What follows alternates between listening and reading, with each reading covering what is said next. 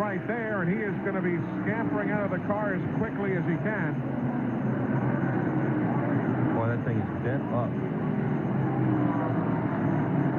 Derek Cope got a piece of that as well. He just came by with a lot of smoke.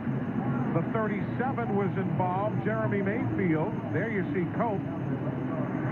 A little smoke from behind Mark Martin also.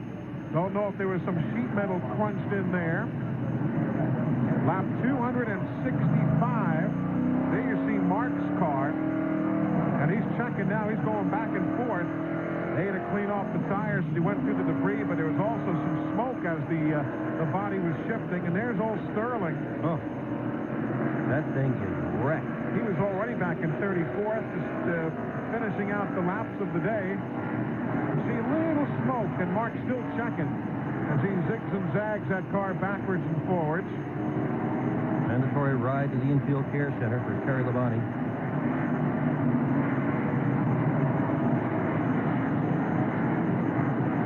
Why don't we back up here and show you everything that's taken place. First, the deal that did not bring out the caution. There's Chad Little and the rest in turn 3 and 4. He had to check up because of Grissom there. Either run into him. You can see the 4 car there, Sterling Marlin getting involved. Here it is again.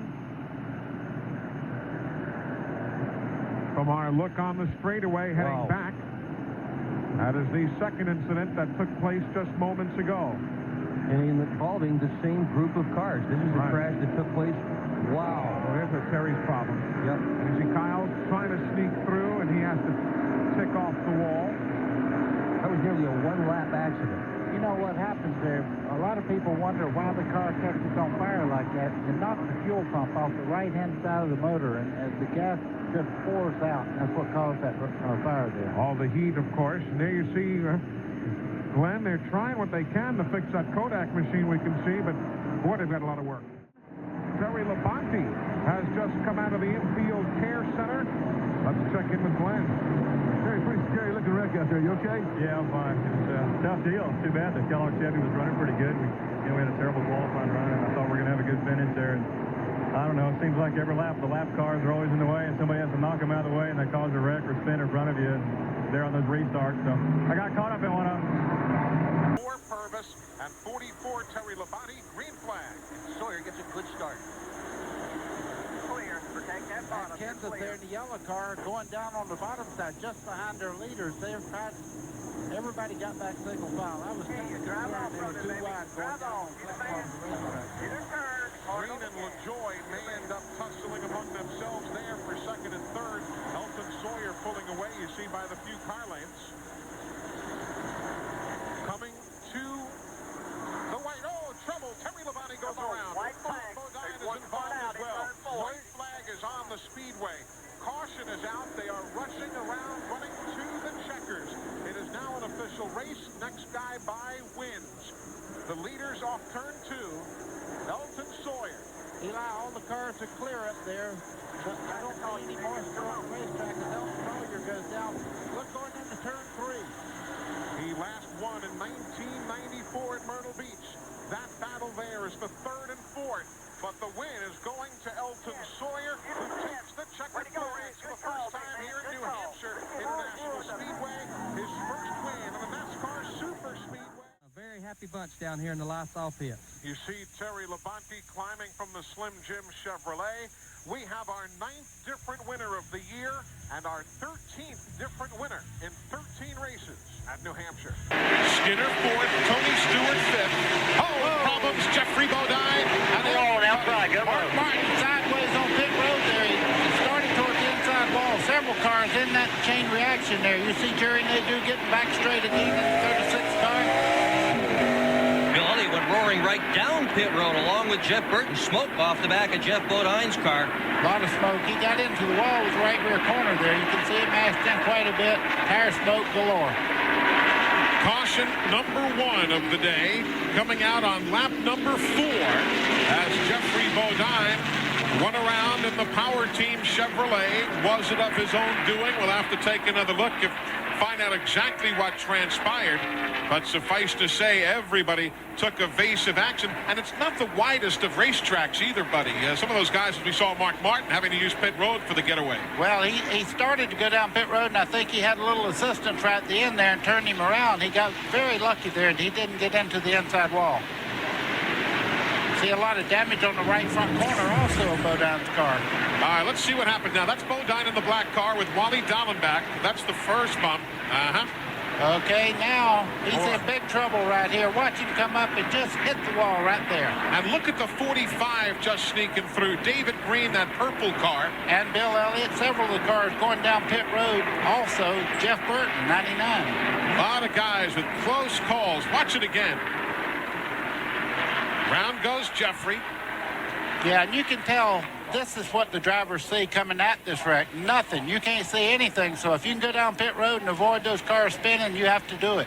And there is no speed limit on pit road if you're doing that. If you're going down pit road in order to avoid an accident, you do not have to go slowly. You can go as fast as you want. Saw Ted Musgrave in the 75 spin around.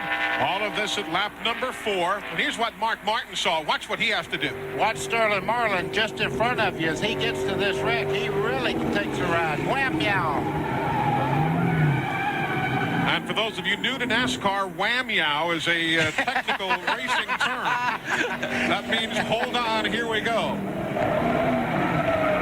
Ted Musgrave.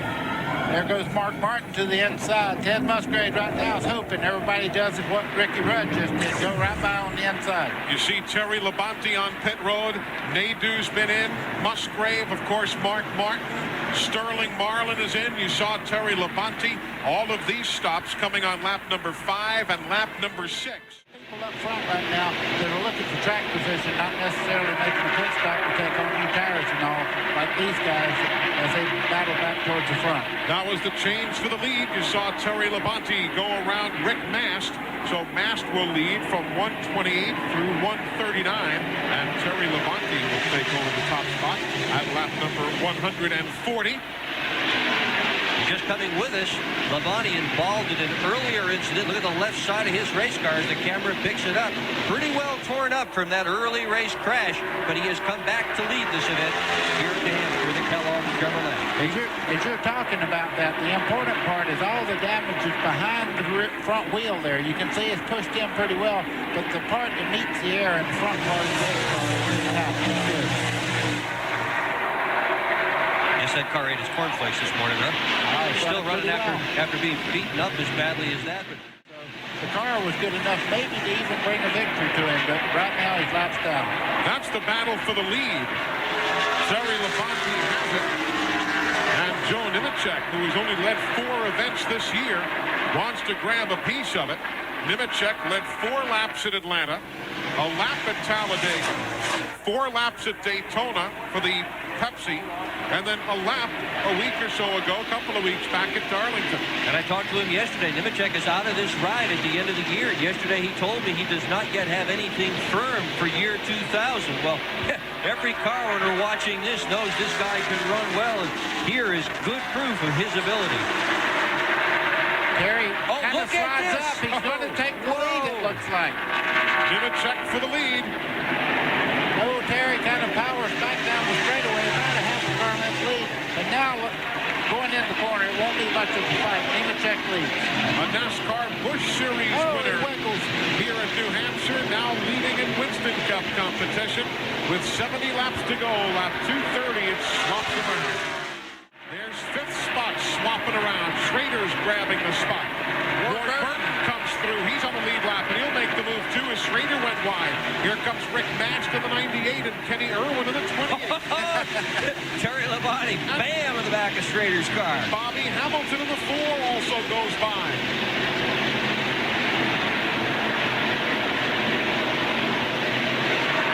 .6 of a second.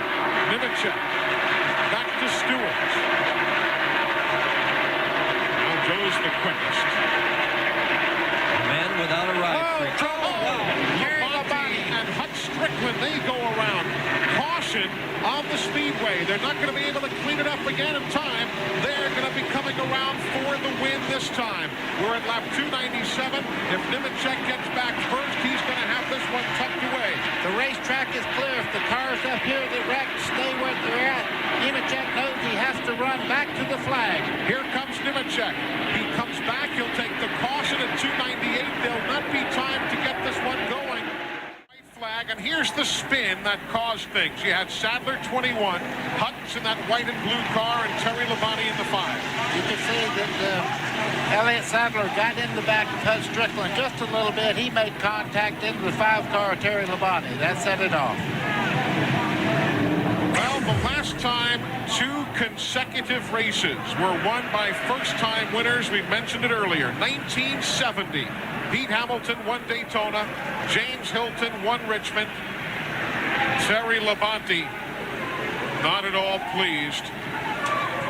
He'll take the walk to the ambulance and the ride to the care center. But you can just imagine the yelling and screaming going on where Martha and Joe Nemechek are right now. There's Tony Stewart making a move now. Caution, turn 4. We have problems for Terry Labonte. Boy, he did not need that. No, he did not. He's got a broken foot already and got a lot of problems. Look at Chad Little, the green car there. Heavy contact by both cars. So lap number 6, Terry Labonte and Chad Little in turn number 4.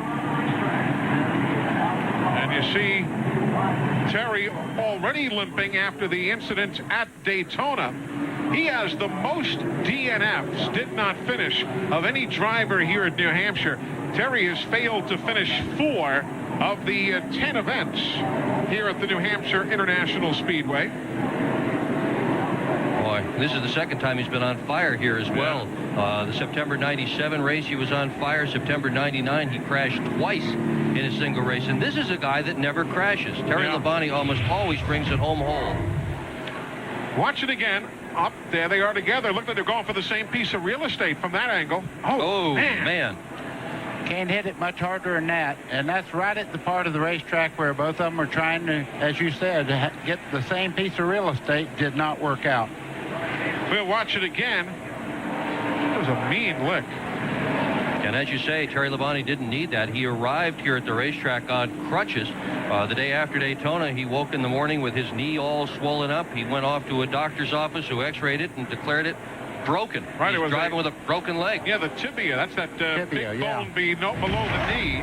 He has bruised ribs. Jack Sprague from the NASCAR Craftsman Truck Series was standing by in relief if needed. Clearly, that's not going to be the case. And of course, for Chad Little, things keep getting worse either because, you know, Chad had announced at Daytona that he and Jack Roush would not be together next year. You see Chad is out of the car there. Looked like they had put a little bit of a collar on him.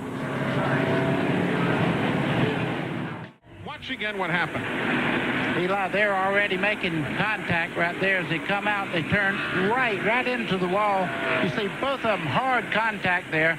When they hit, you notice the fire coming out of the 5 car. Yeah. What that is, that can be brake lines that are sheared, and also the fuel pump lines are sheared off, and that's gas and brake line fluid that catches on fire there. Everything's very hot underneath the cars, and it goes out pretty quickly. There's Terry getting out. Again, remember, he already has that broken leg, and that does not help matters one bit. So, short day. You know, Gary Dehart was telling us in the garage area this morning how good that car was. Yeah, he said it was real good in the center part of the corner, and that has been the argument that most of the guys have had with their cars. They wouldn't turn in the center part of the corner, and they had that worked out. Too bad he had that wreck so early.